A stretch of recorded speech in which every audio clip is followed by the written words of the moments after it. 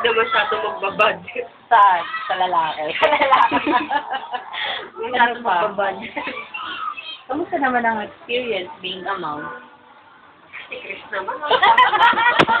Dali na video ka kami. Dali. Ano mga tanong? Dali na, sumagot ka. How does it feel being a mom? Gano'n, tagalogin mo. Ano ang reading nito? Dali na. Dali na. Kunyari, nasa ano ka, nasa... ano yun, yung mga... ano, moms. Ma'am. Dali, dali. Tagal naman sumagot. Ulit na ako. Tagalog na. Translator. Nakakaano pala yung ano yun. Mama na. Sagutin mo din, napahaba mo sa inyong video. Oo nga, ilobat na yung phone ko bago pa matid eh. Tagal na ba? Ang tagal? Ano ba yung tanong mo? Yun na yun. Naalala kayo. Ikaw, Hindi naman ako yun. how does it feel being a mom? Nanonood. Dali na sa akin yung ano. English. English, dali na reply. English, dali.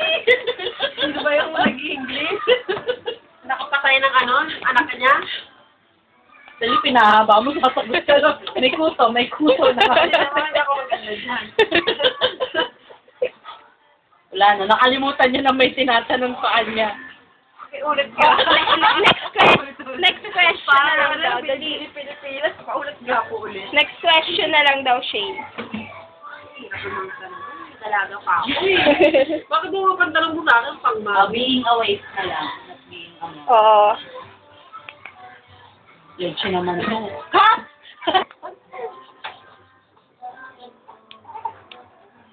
Tanggol ang ayos ka na, ano yung nababad na? Ano na? Pag tayo, change yung pagdating.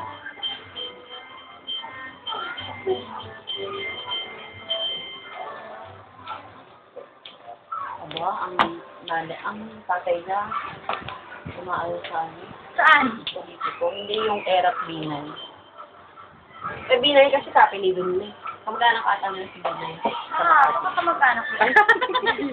Sana naman, saan ka parang papakipak sa amin.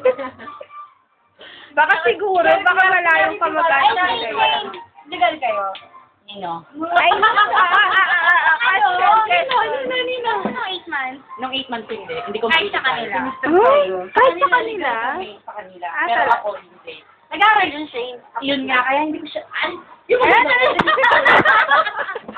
Hot seat.